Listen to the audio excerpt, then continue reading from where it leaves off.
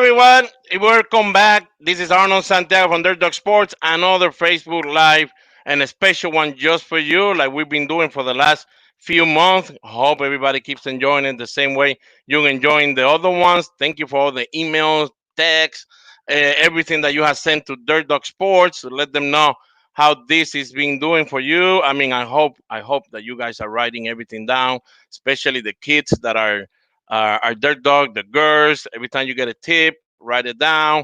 And I'm pretty sure that this next year, once we start playing, I mean, whenever we start playing, you guys are going to be able to get better at anything that you were working on with this ex major league player, and some of them are still active in the major league. So let's bring now Don Connors with you so he could join us here. How you doing, Don? Good, good, good. How's everyone doing out there? Welcome Well, on this fine, sunny at least the Sunday. sun is out. It is. Yeah. So that's pretty good. Don, finally, I mean, we got everything going. We always gonna, we're gonna remind everybody. Sorry for yesterday, of course. We had some issue. Right now, we got Sandy. Everything looks like it should be okay. He's trying to connect the other way, so he could have a better signal for us. But I mean, it does happen when we go live and things like that. And even when you try to do it other way, there's always gonna be bad connection. It's happening around the world. But I mean, it should be a special one today, Donnie. Yeah, no doubt. Great baseball family. Sandy played with some of the best players in the game. That '97's Indian squad was pretty solid from top to bottom. So once again, a lot of characters, a lot of great players. He's got a great background around the game of baseball with his dad and brother and everything else. So, once again, it'd be good to dive into the family side of things. There's no doubt about it. Interesting to see how that whole side of growing up around the game seems like a lot of your friends as well as you guys, grew up around the game. I mean, and it's amazing because I mean, the Sandy. Once you start talking to him and doing all these questions and the story, you guys are gonna be a little. I don't know. Somehow you're gonna be relating to him, at least some of them, because he's not a kid. Well, he's not a kid anymore, of course, but he's not a kid while he was growing up. That was always playing baseball. So I mean, you're gonna get a Yeah. lot of feedback from him that is gonna help you a lot. Has helped a lot of guys in the big leagues. We talked to him a lot, and he was telling me about some of these guys in the big league. I mean, because you get to the big league, but not everybody could deal with the pressure. And him talking to them and his story helps a lot. Because I mean, we're talking about a guy that won the Rookie of the Year and the Yeah. Gold Glove in the first year in the big leagues, and only three catchers have done that in the history of baseball: Johnny Bench, Carlton Fisk, and then him. So just, I mean, he's in a special group with his story in the big leagues. And I mean, rookie of the year, your first year, Yeah. but it was not that easy, guys. I mean, we're gonna talk to Sandy. We're trying to set him up here. Yeah. We Yeah. And got things even back there working on it. Yeah, and Arnold, even in just regards to obviously, yeah, the rookie of the year, Gold Glove, came out with some great stats right out of the gate. Um, and once again, a good example. Have to keep working on the trade. We had some down years, like a lot of major league ball players, do. And then he had a bang out year. It batted like three something, Yeah, 324. that was yeah 97, 97. 97 was the year, and once again, it just kind of shows you how. No, everyone's been saying it throughout every interview that we've had. You got to keep working. You got to keep training. You're gonna get into slumps. Yep, Who said it? Was yep. it Chris? Was it Christian Christian Basket. Vasquez? I mean, that's a good story about Christian Basket because you guys write that down pretty good because Christian signed professional, ninth round pick. Is not a bad pick. I mean, that's a pretty good pick, especially from out of Puerto Rico. It's kind of close to say third pick in the United States. So ninth round in Puerto Rico. I mean, it's pretty good round. So he had good money, like he said. His dad was able to say, "Well, just go play baseball, and we'll deal, with the school side after you're done with baseball." Yeah. And once he got there, guys, he was a bullpen catcher in the rookie league because he was a little out of shape, not what they wanted him to be. So he had to work a Offensively. lot. Do you imagine that, Yeah. Don? You sign You're ready to go. You got a good bonus. I mean, you're like, oh my god. I mean, like he said, he was the number three hit in his team, and he was the main guy while he was growing up. And you show up there, and they say, "Nah, you're not gonna play, buddy. You're going Yeah. back to school." Well, he's a good example. Or at least he got up. Once again, you get drafted. Doesn't mean you're going up to the show. You have to work, grind. Taking buses from here to there, and you lived it. You lived it for Yeah, a while. yeah. That's You not know, easy, it's, guys. Because I want you guys to know, there's a lot of time, 90% of the time, and I know it's still like that because I already talked to some of the guys. Don, I mean, you're always waiting for that off day. And you're like, yeah, Monday is going to be my off day. We've been playing for 14 days in a row. You know what happened? That off day is the one we use to travel to the long places. So that means that off day, after you play 14 days in a row, you're yeah, getting on a bus for almost 10 hours, 12 hours to go to a place. And Don, we never got there to those places when it was like that before 1 o'clock in the yeah, afternoon, yeah, and we have to be at the field at 3 o'clock. yeah. No, So I mean, you have no sleep. it's tough. It's a grind, and you're not making a lot of money either. Oh Unless you, man, that's the worst part. That is yeah, the worst part. It's good that you brought that up. Now that we're talking a little until we set Sandy is with Alex in the phone and they're setting everything up. It's good to know because we hear all this stuff. Baseball players. I mean, they need to come back, come back, come back. But it's not easy. I mean, they have gone through a lot, and there was a time that they really didn't have the same amount of money that you're seeing right now. So that makes it yeah, a lot tougher for them to survive. I live in a place with seven guys. well, Only one pitcher that was Bartolo Colon. So every time Bartolo Colon time was to pitch, he got a bet. But after that, Bartolo, you go to the floor because we're playing every day. that's So you get that's funny. you're doing every That's funny. 5 days. So all right. So we got Alex set up back there. What we're gonna do? We have a special introduction, of course, so you guys could get a little career and a little feeling of Sandy Alomar, what he's been doing, Yeah, what's going on with him, and all that.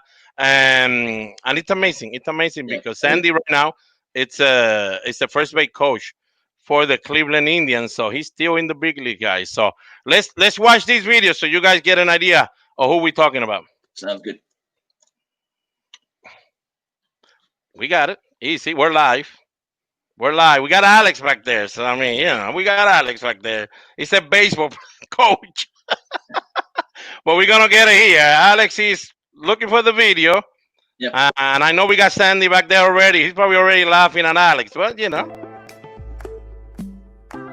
Puerto Rico, a small island with big talent, major league talent. Affectionately known as a catching factory, Puerto Rico has produced over 250 Major League Baseball players, including 46 All-Stars and 5 Hall of Famers. Names like Clemente, Rodriguez, the Molinas, and the Alomars. Well, history, tradition is where you start when you speak about Puerto Rico and the love affair they have for the game of baseball. I mean, these kids are playing it from sun up to sundown, 365 days a year. An opportunity for them to become big league ball players is all they think about. When you talk about the Alomar family, they are unbelievable. I was talking to Robbie Alomar about his family, and they are not just 3 Alomars. They are like 12 or 13 players that play professional baseball. So that family is a baseball family. But only 2 in the Alomar family would reach the upper echelons of the sport. Brothers Sandy and Roberto. Both of their careers began with the San Diego Padres, where their dad served as a coach. Roberto quickly made a name for himself with his dazzling play at second base, but Sandy had to bide his time. Despite twice being named Minor League Player of the Year, his path to the big leagues was blocked by fellow Puerto Rican catcher Benito Santiago. They have Benito Santiago in the big leagues, Rookie of the Year, All-Star guy, great catcher too, and everybody was saying, what's going to happen to Sandy Alomar? Hank Peters had the answer. The Indians' GM offered slugger Joe Carter to the Padres at baseball's winter meetings in 1989. The Pods sent Alomar and Carlos Baerga to the Tribe. You need leaders on your team, and not just the rah-rah kind of, kick them in the butt kind of guy. Sandy was never that way. Sandy went out and played hard and expected his teammates to do the same thing. and the respect he had from his teammates, made him a leader. He didn't have to say a whole lot. Sandy understood what it took to be a winner. He was kind of like the glue and the backbone. I mean, he was the guy that was here first. He was our leader. I mean, he was our true leader. 1997 was Sandy's most productive season, hitting safely in 30 straight games, leading up to that year's All-Star game, which was fittingly held in his hometown. Baseball's Midsummer Classic comes back to Cleveland, Ohio. Welcome to the 68th All-Star Game. Catcher Sandy Alomar. The score tied at 1 in the bottom of the 7th. Sandy stepped to the plate with 45,000 fans and a very confident 7-year-old awaiting more magic at Jacobs Field. I was actually sitting in right field next to Tom Hamilton and his son Nick. And Tom, with his projecting clear voice, looked at me and he asked me, what do you think your dad's going to do here? I think he's going to get a base hit. And I had to go with my gut, and my gut told me to tell him he's going to hit a home run. Into left center field, hometown hero, goodbye. I remember when he hit the home run, there was a whole bunch of flashing lights everywhere from all the cameras. That was the first time I ever seen anything like that. I don't know how to explain it. This is an unbelievable feeling, playing in front of a hometown crowd and delivering like this. This is a dream of everybody's dream. I don't know how I got on the field, but I jumped onto the field. The most valuable player award for the... Right after they did the presentation, I saw him and we took that picture. Sandy's torrid pace continued through the rest of the season and into the playoffs, with no hit bigger than the one he collected in Game 4 of the divisional series against the Yankees and Mariano Rivera. And it's gone. We have a tie game. The Indians would go on to their second World Series appearance in 3 years, with fans having been reminded that childhood dreams really do come true. Sandy would play for 5 more teams and finally call it a career in 2007. In 2010, he joined the Indians coaching staff and today works with the team's catchers, assists with the running game, and coaches first base. Shut that play down.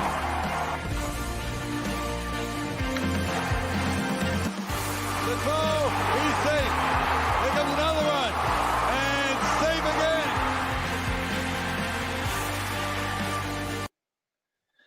Well, here we go, guys. Like I told you, we got one of the best guys, Sandy Alomar Jr. is our special guest today for the Dirt Dog Sport Facebook Live. Welcome, Sandy.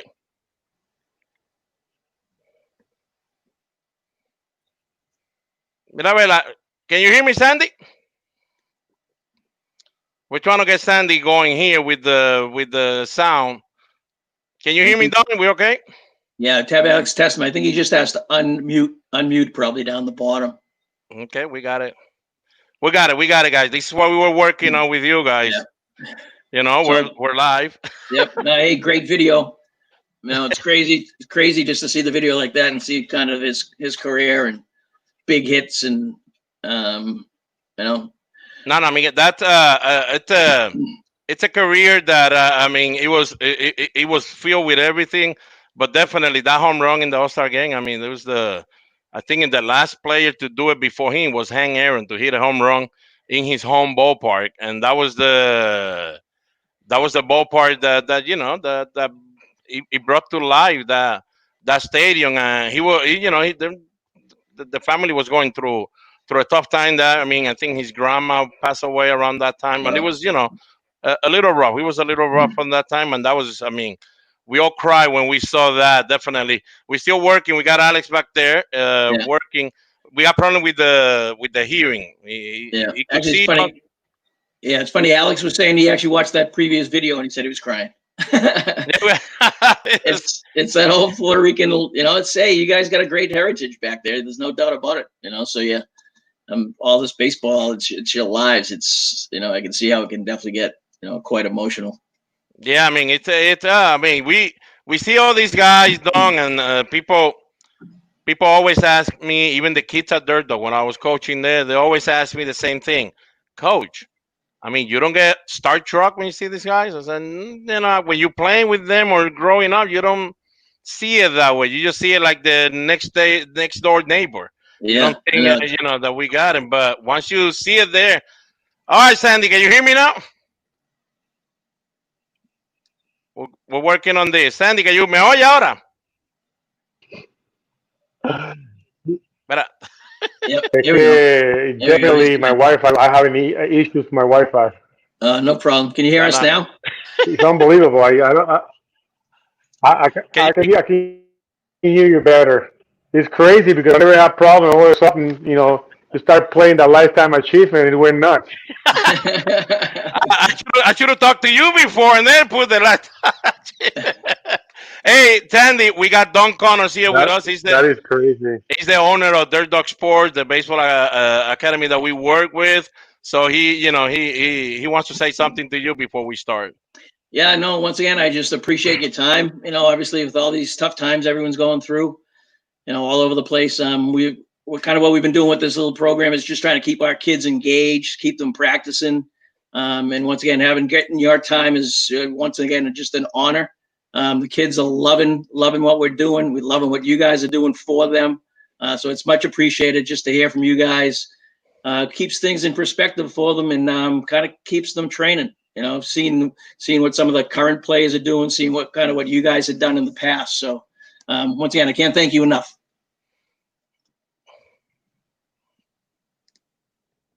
Well, I appreciate for the invitation, and I'm kind of glad that you guys get to do something that you guys enjoy and get to have kids ready to roll in baseball and keep him active and keep him with a positive mind and give him some great instruction.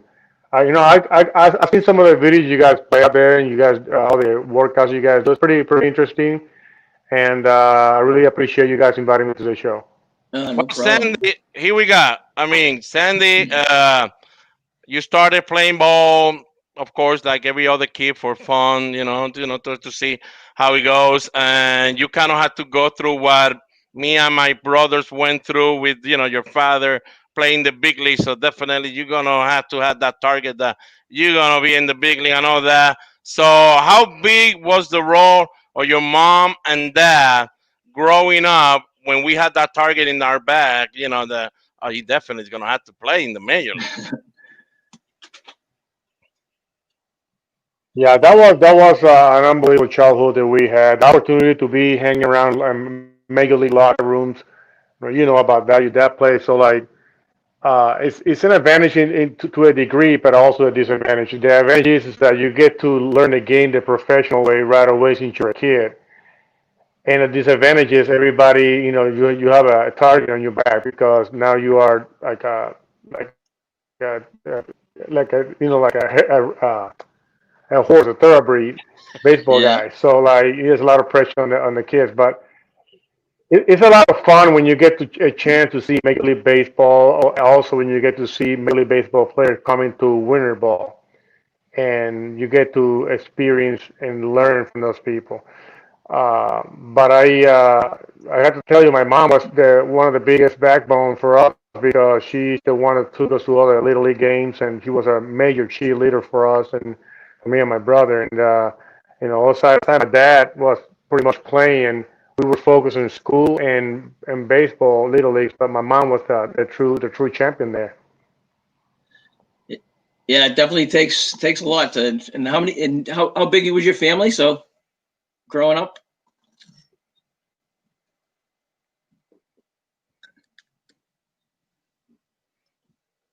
We got it. We got it. We got it. We got it. we got. We're working with the signal. I mean, we got Sandy here with us. This is what I'm Just gonna one. do. Okay. Okay. Hey, We got you. I'm gonna hang up. What? I'm gonna call back from my car. I'm gonna go outside. You see, this is crazy. All right. Okay. All right. Thank you, my man. Go ahead. All right. Thanks. Thanks, Okay. We're Sandy. gonna have Sandy. Sandy's gonna go to his car. Look what he's doing to try to be here with us Nice. at Dirt Dog. I mean, it's not easy. I could understand what he's going through because we've done a lot of shows that we definitely had to find a way to find the Wi-Fi working. Yeah. But it was it's Yeah. nice. So that's getting wrapped around the families, obviously, and You realize how many kids are in the family, and mom has to take if dad's obviously his dad was playing Major League Ball, so he was off a little busy most of the time. And I mean, and his dad played, guys, almost, I think it was like 20, 21 years in the big leagues, Andy Alomar Sr. And it's funny, Don, because, when he comes back, he'll talk a little bit about it. Probably because everybody forgets that his dad played that long in the big league. They all see Robbie Alomar and Sandy Alomar. I mean, that's the whole vision. Yeah, his dad played in the big league, but no, his dad was actually a guy that played a lot, played in the era where you need to, you don't make that much money in the big league like my dad did. So you had to go to Puerto Rico. That's why Sandy mentioned winter ball. Winter You got to ball, go to yeah. Puerto Rico and play winter ball because you really need to keep getting better. Plus, you need to feed your family still. I mean, you got a family, like Sandy was saying, that you need some, you need to keep it going on working. His dad kept working, and of course, moms. I mean, we've seen that at Dirt Dog a lot. A lot of Yeah. moms have to be the one going to practice with the kid, take them to games. So you get a tip from Sandy Alomar. You could get it from us too, but now get it from Sandy Alomar, mom. The way they, your kid will remember all this. Trust me. I mean, Yeah. I know it's a little sacrifice sometimes, but I mean, they'll remember this. Yeah, no. Once again, it takes they say it takes a village. So you definitely need a lot of support, whether it's within your family but moms do take the brunt of it. There's no doubt Yeah. about it. Not that, yeah. That I mean, I'm gonna take the time. I mean, we got anybody here from Dominican Republic? Happy Mother's Day. It's a Happy Mother's Day there. It's the Mother's Day today in Dominican Republic. So I know we got a few kids that had some Dominican blood on you. So I want you all your family to know Happy Mother's Day to you guys too there in Dominican Republic. All right, I think we got you, Sandy. Can you hear me? Is that better? Yeah, can you hear us? Yo te oigo ahora, te oigo. ¿Tú me oyes? Okay, okay, perfecto, perfecto. All right, Nice. we got I'm to go. in my house, so I can. Hey, I appreciate you doing this, man, because I know it's not easy. I mean, Wi-Fi is not working with a lot of places, and I'm surprised that mine's still working right now. All right, So Don. yes, So Sandy, I hear you. where did you actually grow up? So you were playing Little League? Were you playing Little League in Puerto Rico, or were you playing Little League up here in the States? No, I play Little League in Puerto Rico. Play in Liga Mariano Rivera in Salinas, Puerto Rico. And as a matter of fact, I also play in a team here in Arlington, Texas. Okay. When my dad played with the Rangers in 1978, I played a month for a Little League team here. They gave me the chance to play. And they didn't let my brother play because he was underage. But crazy, and he was a better player than everybody. But the coach was trying to get him to play in a team, and the league said, "Oh, he came underage," and the coach said, "But he's better than all the other guys." So hopefully, but yes, play in Puerto Rico. And then when the schools, when we finished school, we flew over to the States and spent 3 months with our dad over here in the States in Major League Baseball. I mean, it was fun life. And I was telling Sandy, I was telling while you were getting ready there in the car, I was telling all the kids at Dirt Dog Sports because see, they're like, "Oh, he's not playing the big leagues, man." Of course, I mean, he was able then to spend time with them in the winter and all that. And I was telling them, your dad and even my dad, they play in a time where there was not that much money in baseball. You had to really find a way to keep going, and your dad and my dad and a lot of other.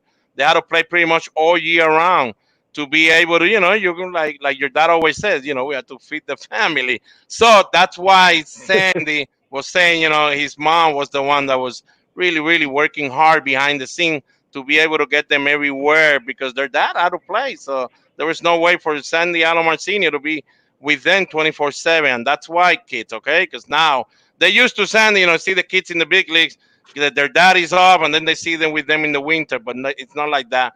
Back then was a lot different. Correct. He's right. The thing about it is that they have to play winter ball to sustain. The the salaries, were not that great. The minimum salary, I think it was 50 or $70,000. So they come back and play winter ball to make some extra money. Oh, those winter ball teams were great to watch too. You have all the major league teams. I mean, I should say all the major league players from Puerto Rico playing, and opportunity for the guys that were in minor league were not there. So you have to sit in line for a while and watch and learn from the big leaguers. So Yeah, it's like, basically, it was like a major league baseball in winter ball. Sandy, yeah, when you were like an all-star growing game. up, and we're talking around the age, maybe 11 or 13, 14 years old, that, you're trying to see if, you're going to play baseball for fun, or baseball is something that you might be able to use as, like your dad used it. Do you were always playing baseball at that time, or there was something else you were doing and all that?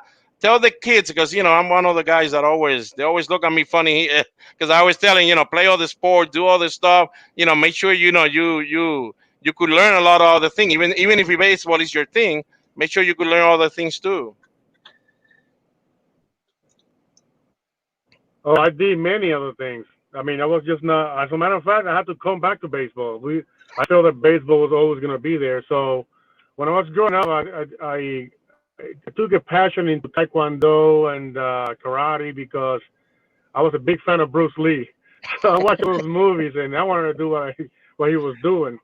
So I enjoy a lot of time in taekwondo. I was in the taekwondo school and took a lot of my friends to the school in Salinas, Puerto Rico, and also took karate and kung fu in Salinas, but all because of the Bruce Lee movies. It kind of gave me the fever. But I also played volleyball in high school. I played volleyball and I rode dirt bikes. I used to have my own dirt bike that I bought myself. Uh, Delivering the newspaper. I used to work. I used to deliver newspaper, wash cars, shoe shine, all that to create uh, to have income and be able to buy my own stuff. And my dad said, "I'm not gonna buy you a bike. If you can buy it yourself, go ahead and do it." But I was able to do it myself. Good. Hey, it's the right way. It's the right way. You probably enjoyed it that much more, especially after the fact. No, but that's, I mean, it's just Oh that my goodness! everybody. I remember. Go ahead, Sandy. Go ahead, Sandy. I say that I used to go to the gas station. My dad used to own a gas station, and as soon as I used to take my homework to the gas station, and I go straight there to start washing cars. People to tip you good in washing cars and hand wash. I mean, and I used to have these little tricks I used to do on the tires. I used to put 10W40 underneath the tire rim underneath because it makes the inside look black. So people thought it was super clean. It's not super clean. It just looks dark because the 10W40 makes everything look good. So That is everybody was crazy. looking for Sandy. Take the car to Sandy, man, because you're gonna be shine and bright. I mean, Sandy knows what to do. Good stuff. That's really nice. I mean, but it's good for the kids. I mean, kids out there, though, get this. I mean, this is another tip of life. I mean, not every tip doesn't have to be baseball tip. You get a tip from life. I mean, don't. We got a lot of young kids, not just Dirt Dog, around the Yeah. world. We could say. I mean, I'm still fighting with my girl because they ask you for money right away. Oh, give me a dollar. Give me a Yep. dollar. You say what? I mean, you have to do something to earn it. So it's pretty nice. That Sandy, even though I had a major league dad, nah, man, you have to earn your things, buddy. You have to Yep. earn your things. Nope. It works. You basically appreciate it a lot more too. Well, Sandy, you got the shot. You signed professional. You start your career in the minor leagues. You were with the San Diego Padres. At that time when you signed, probably the best organization to do it because that time there was not that many winnings going around San Diego. So you like this is the place maybe to be, man. Because I'm gonna get a shot. But all of a sudden, Benito Santiago shows up. He's in the Padres organization. I think you won 2 years in a row the player of the year in the minor league, don't you?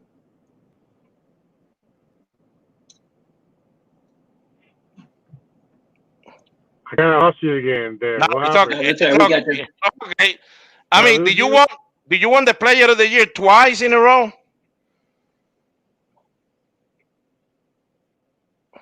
Can't hear you. I, Espérate, wait, we got I it. gotta hang up again.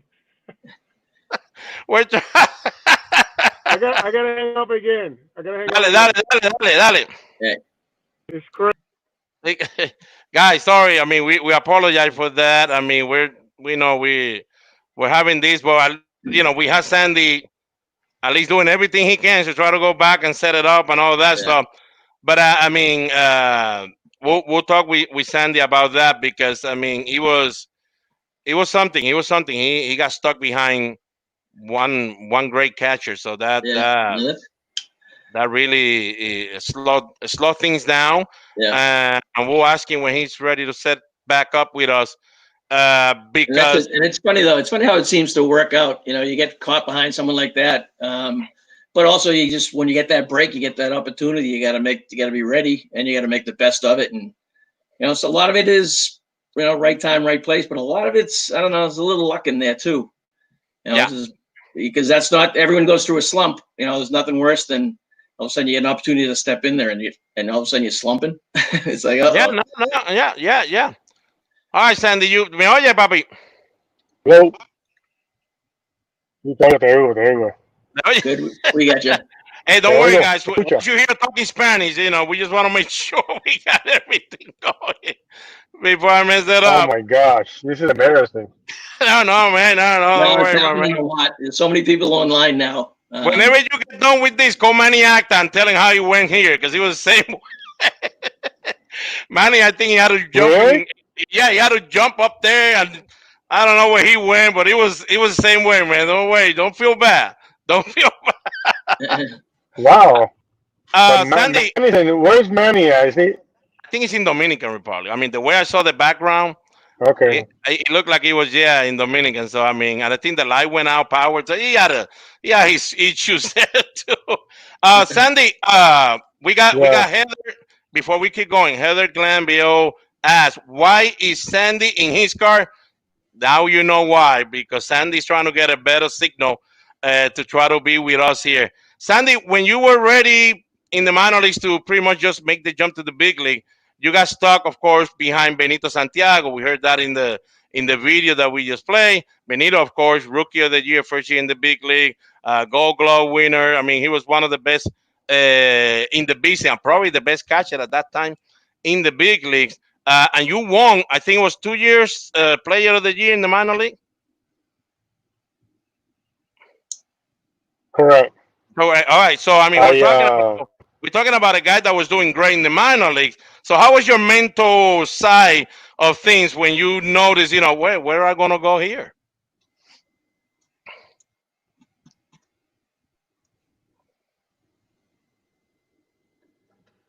well the organization you have so many options to get things down. The organization on your rights. It don't matter how great you do. You just have to deal with your options. And I knew that either I was going to be traded or Benny was going to be traded, one of us, and we were friends. I mean, we're still friends.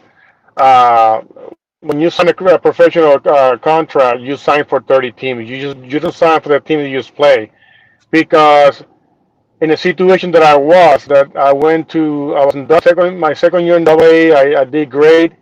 My first year in AAA, I was Player of the Year, and the sent me back down to AAA. I was Player of the Year again.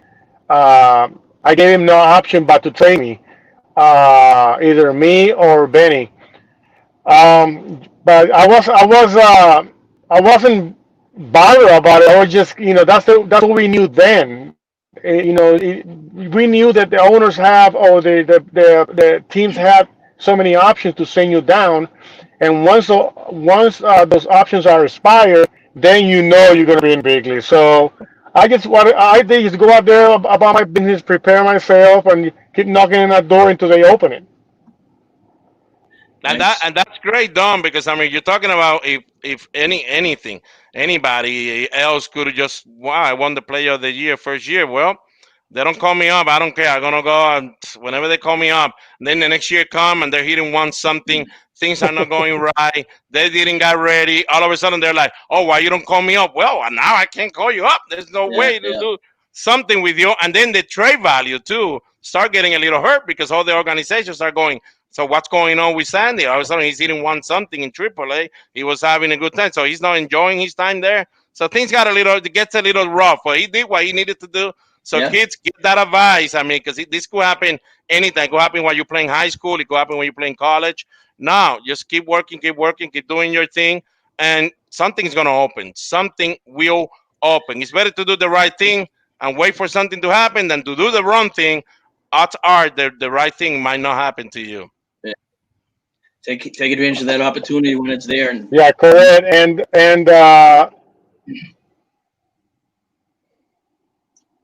you just don't want to get called up and sit in a bench either. So like, so you wanna get called up at the right time, and I felt like I didn't have no opportunity to be there because Benny was there. He's an all-star catcher, and then I just played my options out. Just went up there and went to the minor leagues and play as hard as I could, and wait for my opportunity. Look at that, man! Home run in the World Series. How did that feel, man? Because it's the World Series. I mean, I know you've done some great things, man, but the World Series is something, isn't it? Yeah, that's special moments when you play in the World Series. I'm sorry, trying to move my location here to get a better reception. But Kevin Brown there, he was nasty. He was a good pitcher. But it's funny when people talk about playoffs because you can do good or bad during the season. And when the playoff come, it's your opportunity to shine. That's an opportunity for you to lock in. You can be the best player and have a bad postseason. You don't have to be the greatest player and to have a great postseason. You just have to lock and load at the right time. And uh, I think that year I did pretty good in the postseason. I set some record numbers for catchers for RBI, even for baseball, anyways. But it was a fun postseason '97. Unfortunately, we couldn't close it down yeah, because we played three World Series, playing the Yankees and playing Baltimore, and then unfortunately we lost in 7 games. And anybody could have won that World Series. yeah. That happens I a mean, lot. Now, uh, okay, go go ahead. ahead, Arnold. No, go ahead, Donnie.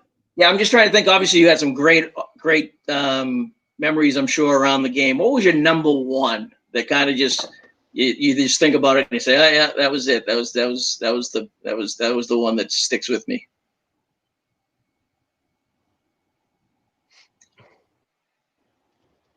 I have to say when we clinched in 1995, yeah, it doesn't even have to do anything with the postseason. You have to do erasing those many years of losing. So Yeah, when we clinched in 1995 after the strike, in '94 we went into the strike. Okay, it's the first time that our franchise started turning things around. We were finally going around that corner and became a winning franchise. We got all the new players, Eddie Murray, like Dennis Martinez or Hershiser. Unfortunately, Tony Pena. Unfortunately, it was a short starting season, so we were leading the league in the wild card. Like Montreal is very hot, we were very hot in the American League. We were only 1 game behind the Chicago White Sox. So when we come back in '95 and play 100 games, I remember we played 144 game, I believe. Hmm. So that year we had a tremendous. We won 100 games in a 144 game schedule, and we clinched a division.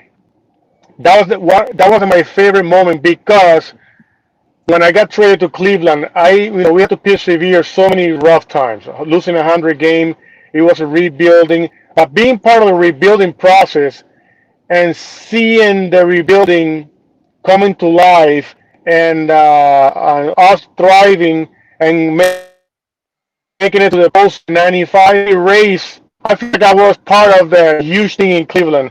Space all those years of losing. yeah. That's why I picked the moment that we raised that flag in '95 when we clinched.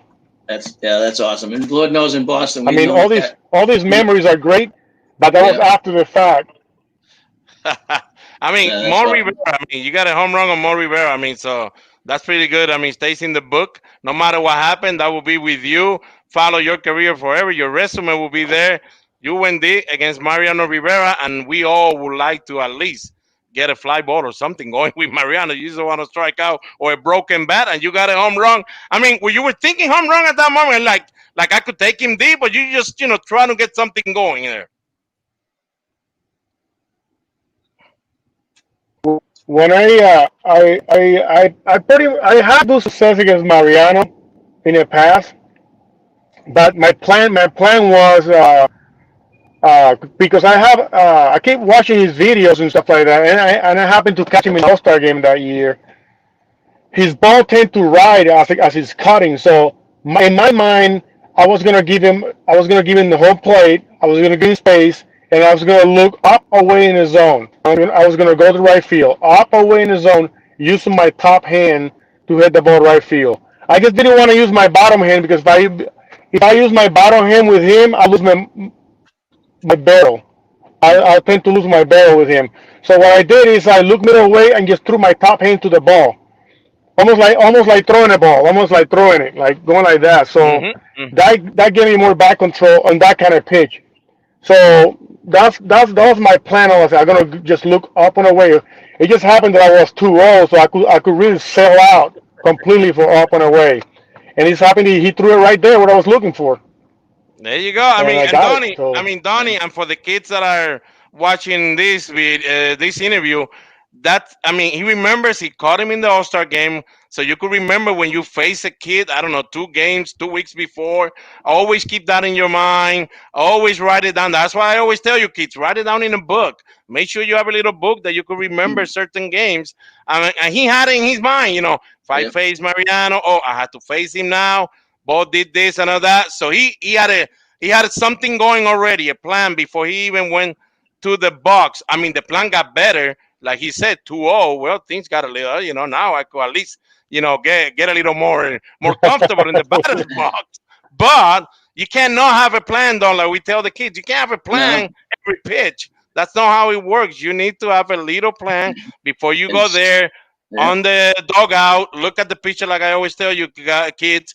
Look at the pitcher, make sure what he's doing, how he throws the ball, when there's somebody on base, how they act. They'll give something up. And I learned that from Sandy because I played with you in Ponce. And I remember you always telling all of us, keep an eye on the shortstop, keep an eye on the second base, pitcher, the catcher. Somebody will show you something, but you need to pay attention to the game. I remember you used to say that when we were just talking something else. You're, hey, I remember Sandy then, there's something you could do, and that's something stuck with me, and I relay it to all the kids Yeah. because since that moment that Sandy said that to us in the winter league, we started going. I need to learn some stuff. Man, you have to tell me something about this play because this play was something else. Is that the best catch ever that you've had? We got Sandy here. yeah, that was. I had a couple of catches like that. That was. Good thing. Good thing no one was on base though, huh? What you had hooked up on the fence? Yeah, man, that was. Whew. We got Sandy in a little delay problem, guys. Remember, he's trying to get a signal while he's I, talking to I, I us. had a couple of catches.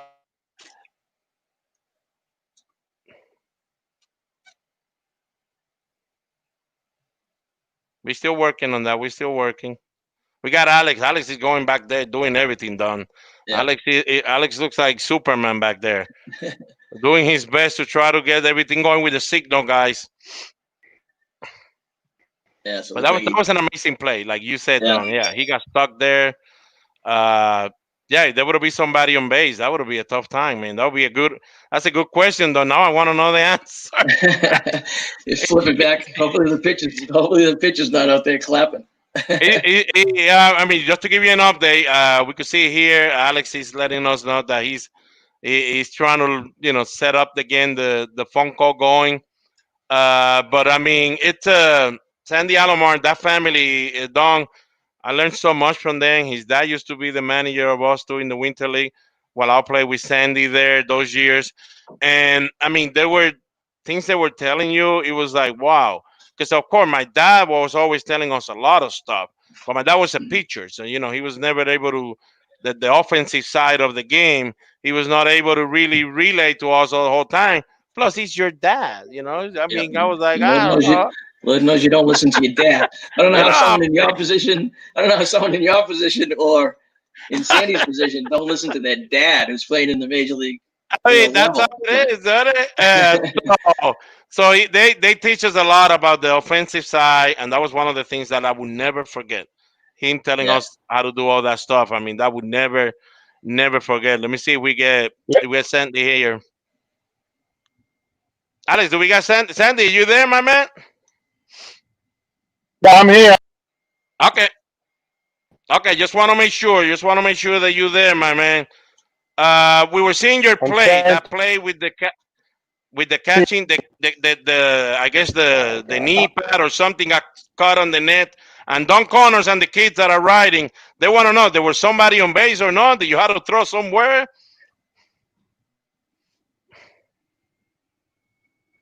that was 2 out. That was a third out. there was a third. Thank you. So That was a what good thing. happened was that there's chicken wire. There was chicken wire there, and when I went over it, one of my strap detached and went into the chicken wire.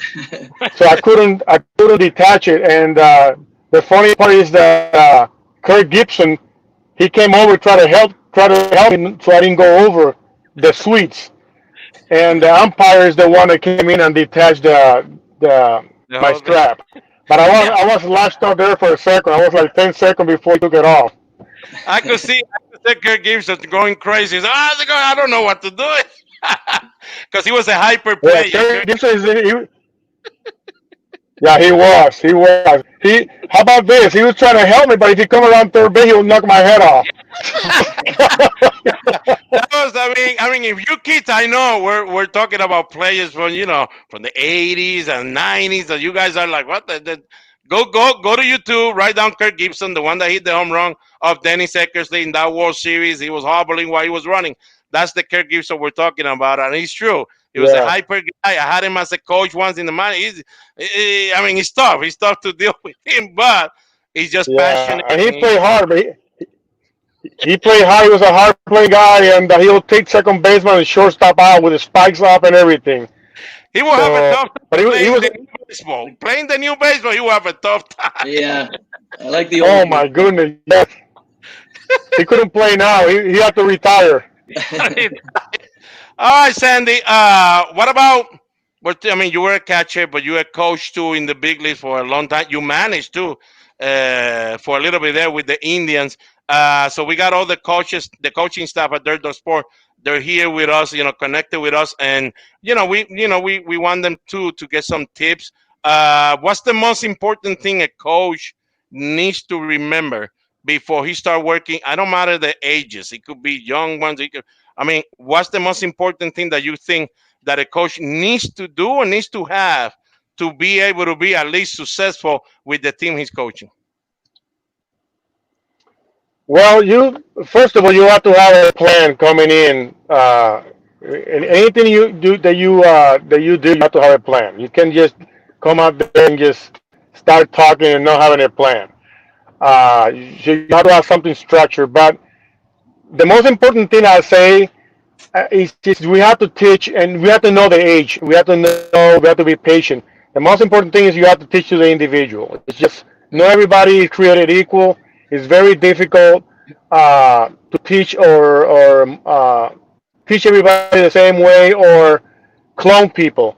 Like I tell people telling me I see videos on TV and stuff like that. I say you have to understand everybody has limitations too, so you can't teach everybody the same way. So I'm a very open-minded coach. I go with a plan in spring training. I already conversed with all my players before we go to spring training. We have a very organized spring training, and I already know everybody's strengths and weaknesses before I go to spring training. I know a lot of conversation, and I like the players to talk to me a lot. I like to listen to them a lot. I always ask them what they do in the past. Uh, do they remember when they are? I'm not talking about more older players now. I'm not talking about youth because youth Hmm. they don't have a lot of track records, which is a lot of. It's very difficult for a coach at your age, working with that age to gather track record. There's none. So you build the track record, which is more difficult. Yeah. But I have the advantage. I have the advantage to look up guys, whether it's in videos, look up if they have limitations, uh, the biomechanics of their bodies, and that way I know things that I can teach a guy and things that I can't. Because the one thing I don't want to do is teach a kid the wrong way, because you get stuck with mechanics like that for a while. Because in your brain your brain has this thing called myelin. Okay, when you practice something over and over and over, your body tends to adapt it. It's like a diet, man. It tends to adapt it, and then to get rid of that is very hard. Okay, so now if you're coaching a kid the wrong way, so you keep coaching the kid on a block style practice, which is block is like repeatedly doing something. That kid's gonna adapt that muscle memory quicker, but it's hard to get rid of it. So we have to just like I have to uh, when they come to team training, even though we talked before, I let the guys do their thing. I like to watch them for 5 days. I give them mobility drills, but I have these exercises that let me know when the guys are fatigued, what limitations they have. But at the end of the day, I gotta see them doing things before I can open my mouth. And it's been I have a lot of success like doing it that way. I'm not saying everybody. I learn from all the other coaches. I don't critique other people's style, even though people sometimes critique mine. I try to respect everybody's ability to teach, and I'll always be like that because my dad told me that. I say, hey, you stay in your lane, and that's what you have to do. The players know that I'm prepared, and they respect me a lot, and they know that what I try to do is for the benefit of the team, not just for themselves, for the benefit of the team. Don, that's pretty good because I Yeah. mean, the main thing he said there, the plan. You have to have a plan. You're always talking about that at Dirt Dog to Yeah. all the coaches. You have to have a plan. You can't just show up. Sandy is telling you the same thing. You can just show up and expect things to go right and the kids to learn the right way what you want them to do. And that's pretty good. I mean, Don, 'cause Yeah. you work on that a lot. Yeah, no, I think the key there is too individual. It's like anything. You can't mold everyone into that same person. And you see some kids that are coming in at 10 or 11, and they just have limitations. Whether it's they're slow, they're too tall, they haven't grown into their bodies yet. So no, that's great. That's great Correct. to hear. Great to hear. Hey, we talking about kids, Sandy. we got a we got a kid here named Tyler Barbosa. Tyler Barbosa, we have a video, Tyler Barbosa, and I want you to watch this video and let me see if Alex has it. So I'm driving Alex back there crazy probably. Yeah, I know. He's so Yeah, he's on our uh, 18U team. Great kid, great family, hardworking kid. and I mean anything you see there, Sandy, you could just let him know. Got it. You Yeah, got but it that's again? Yeah, go. on that clip. I gotta. So Let me see. question: Why does he have so much motion with his wrist? Oh, that's a good one. I mean, we're Why talking does about so the much wrist. motion with his wrist before he catch a ball?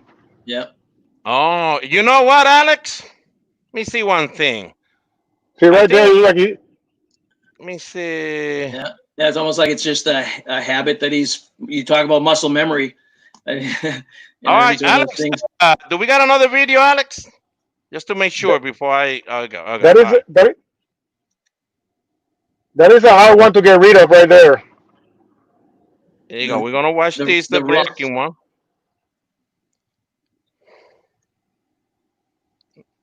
Just to make sure here. Okay. All right. Yeah. Um, one of the things that I do, one of the things that I one of the, our catching our teaching is a little different in Cleveland. I'm not critiquing the kid at all. I don't because that's only No, no, one no. video. He looks pretty Yeah, good blocking the ball, by the way. Um, one of the things we do that really work for us all through these years, and we have defensive numbers like Gan Gomes, Roberto Perez, playing Palaeki last year. This year we have Sandy Leon. We'll see. So like we start working on block, okay?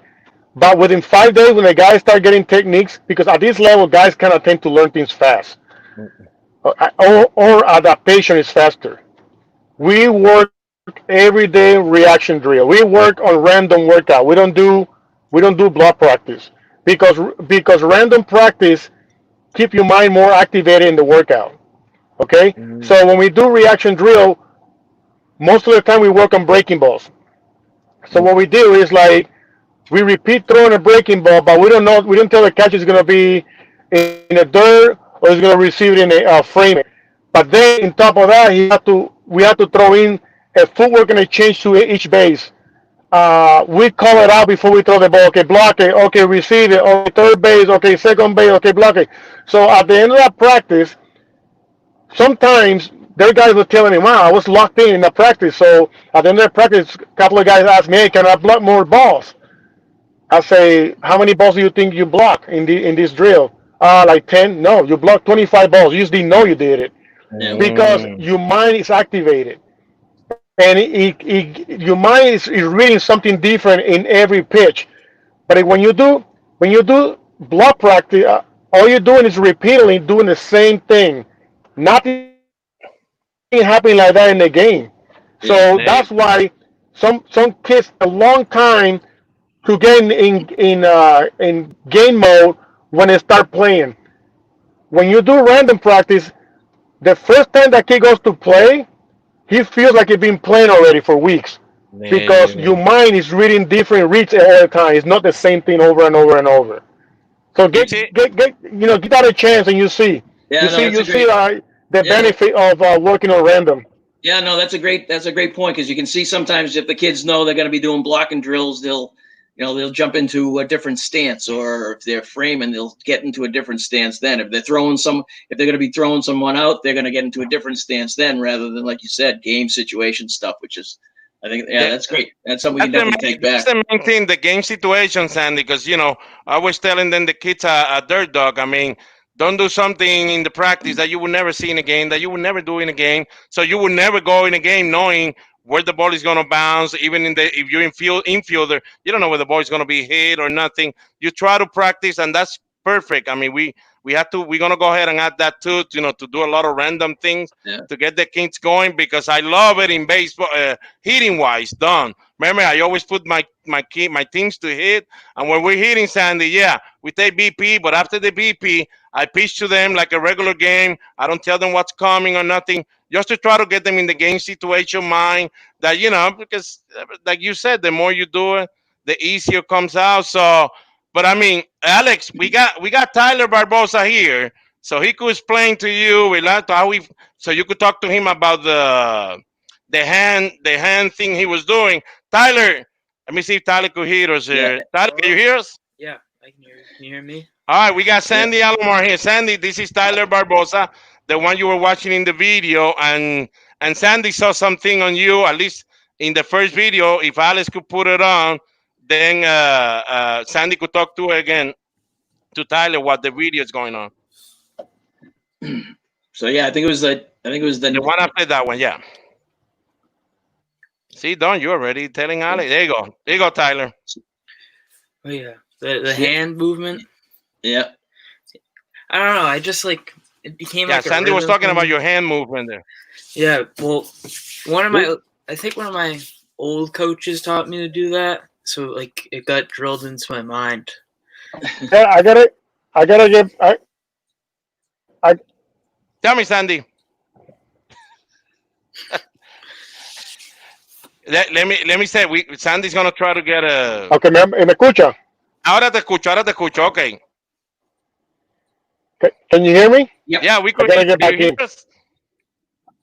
I'm gonna get back in real quick. Hold on. All right, we're gonna do it one more time with Sandy to get him set up here, and this will be the last time. We promise, guys. We Yeah. promise. We're not gonna keep Sandy driving all over Dallas or wherever he's at to try to get a signal. But So Tyler, it's, that I mean that that's, I mean, you're gonna get Sandy here, and then you guys could talk about that, because I mean that is something that like he said, something we keep doing, we keep doing, we keep doing, we keep doing, we repeat it, and sometimes it takes a little while to get it out of our system and our Yeah. brain. Yeah. So Sandy will Actually, tell you that, but yeah, it was pretty nice. yeah, it would be actually interesting, Tyler, too. See if that's something you do during a. Do you think you do that during a live game Yeah, situation? Do you? Okay, that's funny.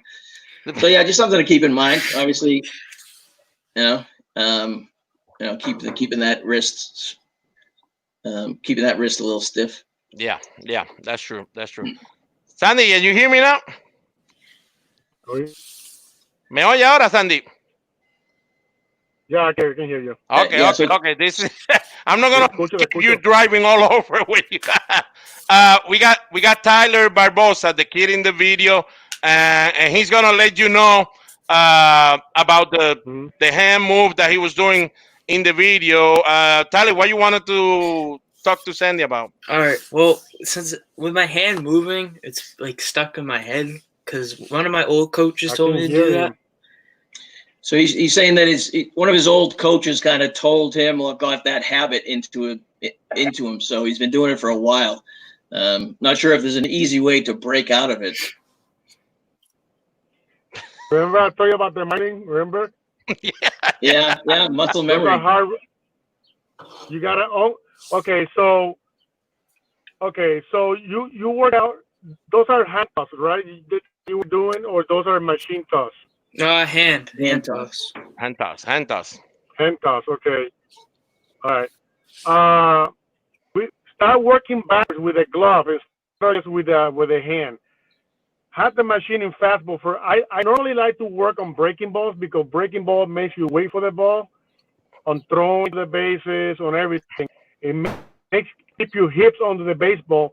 It gives you a better drive. But for this receiving part, just try to focus because what happens is you seem like you're more straight up chest guy.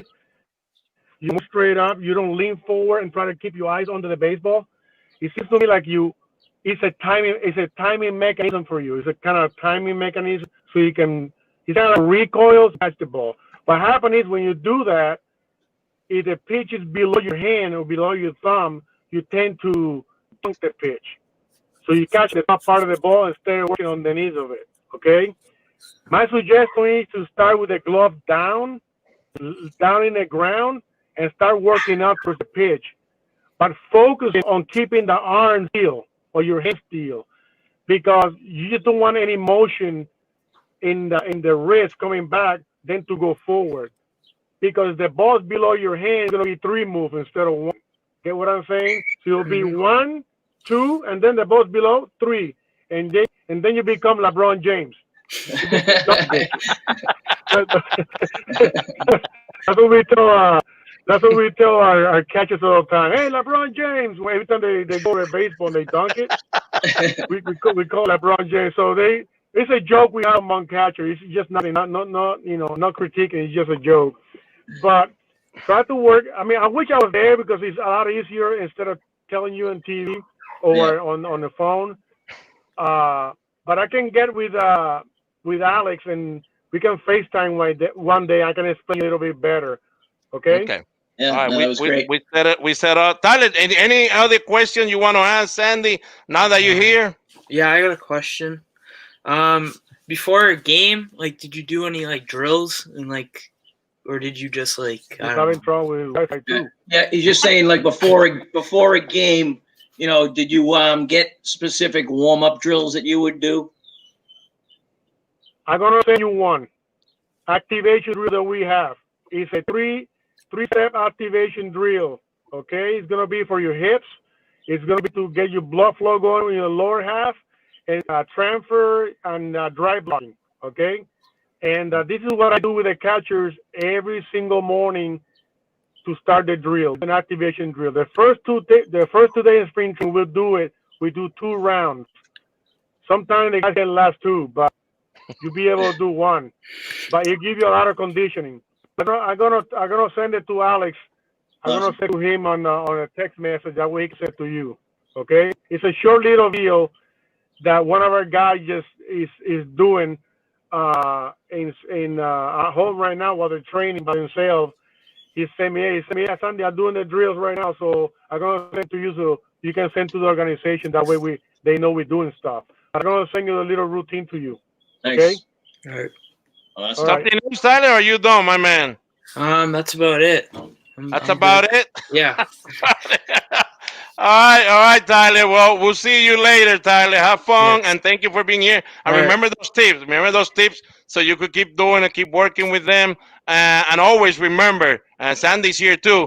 Remember what I always tell you guys: slow down. You know, whoever is with you, your mom or dad or your brother, tell them, I'm gonna set. Let me set first, and then throw the ball. Each piece, just take your time. Take your time. Make sure you get everything going, and you see, man, you're gonna be able to get. We're gonna get rid of some of those stuff to help you out, my man. Okay. I want to see more. I want to see more videos, Tyler. All right. Well, Sandy, you talk about Alex before we go, my man. The most important thing in catching stands. Everything. Go ahead. Finish that. Finish. Everything starts with your catching stance. I say everything starts with the catching stance. Yeah.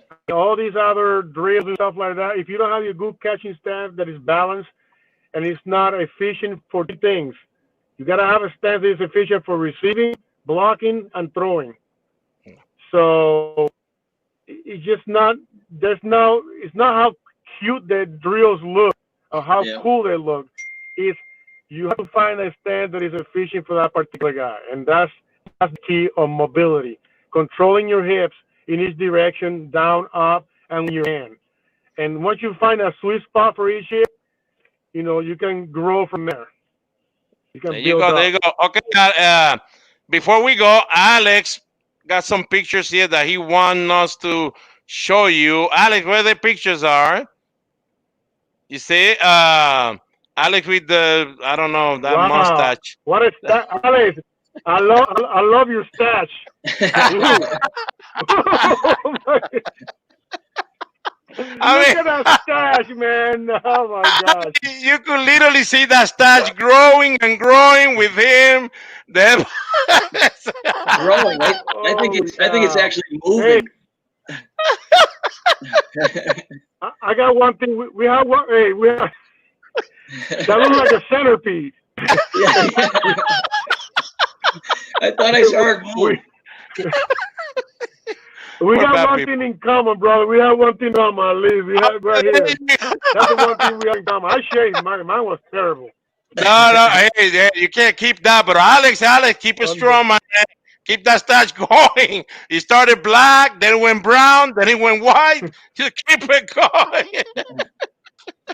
Hey, Sandy, thank you for being here with us. I mean, it was great. Appreciate all you did. We got something for you that we're gonna send to you. That's Danny. I forgot his last name, Alex.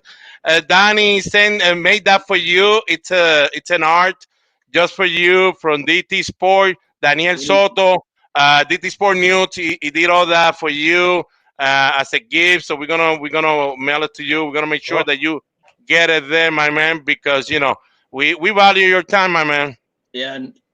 Yeah, and once again, I can't thank you enough. Making doing everything on your side just to make this happen is awesome. Once again, it's deeply appreciated. I apologize. I apologize for this reception, but when we go to Boston, we can look up over there, maybe talk in person. So how's That sounds good. Yeah. We'll make it like that. Makes it a lot better, and we'll probably do it in Spanish, so everybody at Dirt Dog by now should be able to learn Spanish with all the Puerto Ricans that I bring here to all these interviews. So you guys need to be good now. But seriously, thank you for being here, my man. Anything else you want to say to the kids that are watching? We got kids and the girls. We got a lot of things: softball and baseball, and all these things that we're doing for them. I know it's helping them a lot because they're still doing new videos, and we could see in the videos they're getting the tip for you guys. I think they're in great hands. Trust yourself, trust your coaches, continue working. Trust me, I failed a lot early in my career. I failed a lot. I learned from my failures, and I couldn't get better if I didn't fail. So don't get discouraged if you fail. keep pushing. All right, that's what I got for you. I mean, that's perfect, Great man. advice. Can't get any better, my man. It's So a it's a game of failures. So yeah. there you go, my man. So hey, en Correct. español, gracias, caballete. De verdad, perdona que te hemos brincado para arriba y para abajo con esta situación, pero de verdad que este ratito va a estar perfecto para los nenes y ya tú sabes, significa un montón para ellos, hermanito. Tranquilo, después veremos si cuando vaya para allá con el hermano vivo, con el cacho, Está bien, hablamos. está bien, pues nos mantenemos y se te quiere un montón. Cuídate. Thank you. Thank you, my Stay man. safe, stay healthy. Thank you. All right. Well done. We had Sandy Alomar Jr. there. I was talking in Spanish at the end, like I always do. So, you know, so it makes it a lot easier for them. Sometimes he wants to say something. I say, hey, there you go. They could do it in Spanish too, and it makes it a lot easier. But Sandy, you know, I mean, if everything goes right with baseball and all this stuff and the pandemic over and they go back to play, as soon as they come to Fenway Park, he already, you know, told us that he's definitely gonna, you know, bring some of the kids, especially Sounds some of the good. catchers, so he could work with them. So we'll find out how we're gonna do it. But whatever way we're gonna do it, guys, get ready. Keep sending your videos because I mean, that's how Dirt Dog gonna find out which one really want to keep getting better and Yep. all that. So those are the ones, you know, that we're gonna make sure that they'll get either on Dirt Dog or a Fenway Park with Sandy Alomar Jr. So you could work. Sounds great. And he's one of the best Yeah, catcher. I no, mean, great guy. yeah, great guy too. So Don, you got something else, my man?